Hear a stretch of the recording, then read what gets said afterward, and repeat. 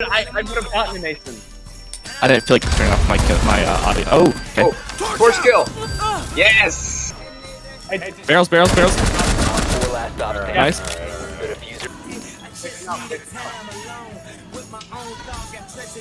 Careful. Nice. Dude, he pre-fired you and everything. That's a rip. That's what's up. You know, if there was one thing that could describe the Lord Tachanka video I made, it would be lifeless. It was boring and it really looks like I had my soul ripped out, so I'm trying to do better in this video, which is why this is my third attempt at making a script. And I hope I have enough self-esteem to actually...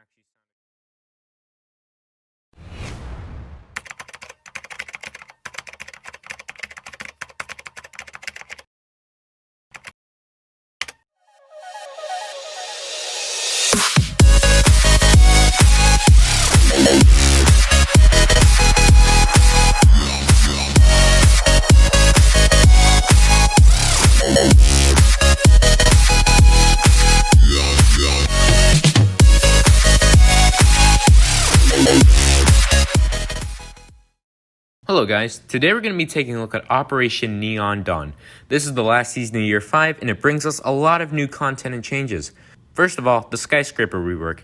You know, the original skyscraper was a really small map, and I don't have any way to put this other than if you're a defender, you're screwed. In all seriousness though, this map threw the idea of pushing into site or hard breaching out the window. Basically, play Ying, and no matter what site you're on, you'll most likely get some kills. What's interesting is that the original Chalet suffered from the exact same problems, and Ubisoft managed to fix both of these maps so they're a little more playable for the defenders. Now of course, the rework isn't perfect, but compared to what we had before, and comparing it to other maps, it's pretty good. Now to the second big part of the season, which is of course the new operator. Ubisoft decided to alternate between attacker and defender each season, and for season 4, we got the defender Aruni. 10 seconds before insertion. Her gadget is the Surya Laser Gate, which takes out any projectiles or deals 30 damage to anyone who walks through it. Once any of these events happen, it deactivates for 30 seconds, and once the cooldown is finished, the top of the gate opens up and someone has to shoot that opening to reactivate it. Yeah, it's really complicated, but stay with me here.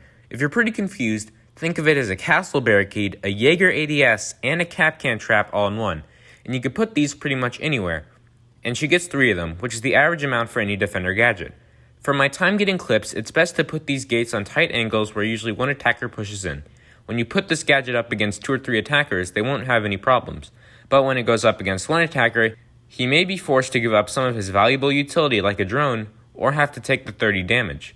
Now, no gadget is perfect, especially at launch, and this couldn't be any more true for Aruni. I think that they should change the fact that it's indestructible, and decrease the cooldown, but overall, this was a really creative addition. So her gadget is pretty interesting. What's even more interesting is her choice of weapons. First, there was the Mark 14 EBR, which is an okay weapon.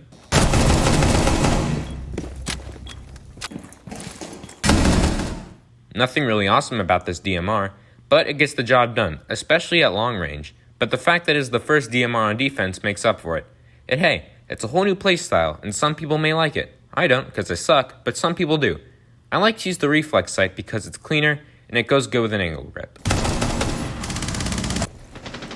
Oh god. Okay, you're a breacher. I got another guy. In most cases, I am physically unable to hit my shots, so I prefer to use the P10 Roni. Now this gun is also available to Mozzie, but I prefer to use the Commando because it has a higher DPS and more ammo. But ever since I've been getting clips of the Rooney, I've really begun to love this gun.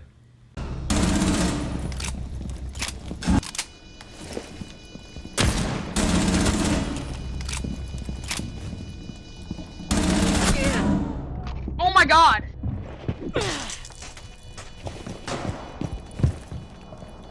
To your left. Behind. Quiet. Op 4, last stop standing. I just want to let you guys know that I totally clutched that round. It was such an impressive round and I felt too humble to show the end, but in fact I couldn't even watch it myself, but I totally clutched that round, just to let you know. If we exclude the fact that it feels so good to get kills with this thing, it is the textbook definition of what some would call a laser beam. Headshots are easy enough because of its really high fire rate, And when you put an ankle grip on this thing, it has a speed of light ADS time. I'm joking, but you should get what I mean. Now, as good as this gun is, there are times when you can't hit your shots and run out of ammo. In these instances, you will have to pull out her secondary weapon, which is the PRB-92. It's a decent weapon. I mean, it's a sidearm, and those things don't have as much diversity in anything, but putting on a suppressor makes it sound cool, and that's what's important.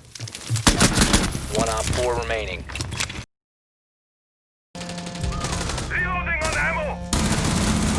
Op 4, last op stand. Op 4 has deployed a diffuser. You need to destroy it.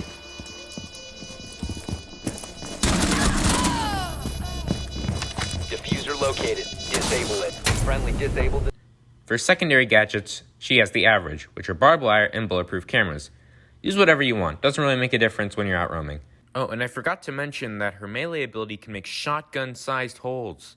But the biggest thing is that it can punch people, and that's what's most important, toxicity.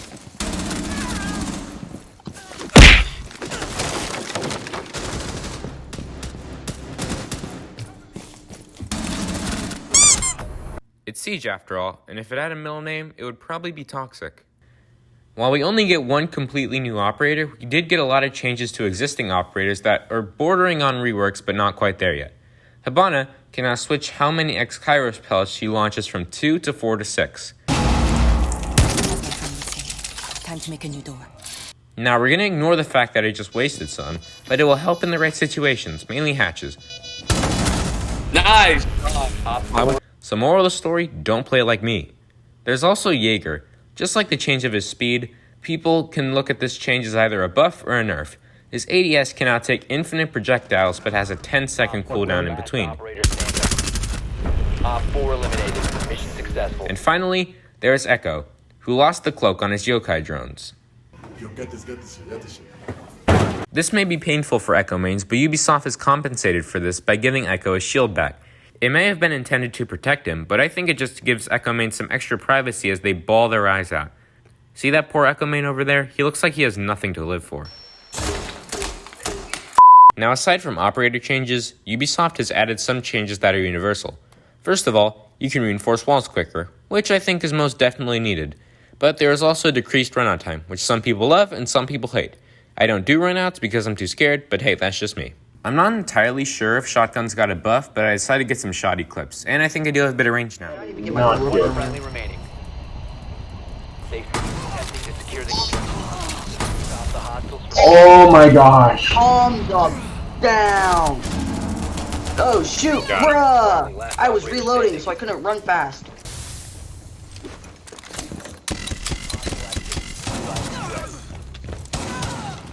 Got her. secure the biohazard Oh, no. container. Lay down, lay down. Got lay her! down. Got her! Either way, they're a lot of fun to use. So I think we covered everything. I have more content planned, but for now, I'm going to be grinding out the 100 tier battle pass. Before I go though, I would like to give a shout out to another Siege YouTuber, I Just Want a Taco. He makes a lot of great content, which includes Rainbow Six Siege and some Among Us videos. Without him, I probably wouldn't have decided to make videos, so be sure to help him out on his journey to 100 subscribers. No, seriously, I had to watch this video at least 20 times to get an idea of how to write a script. In the end, it took around 7 tries, but I was eventually able to record what you are hearing right now. So be sure to check out his season review, which is in the top right.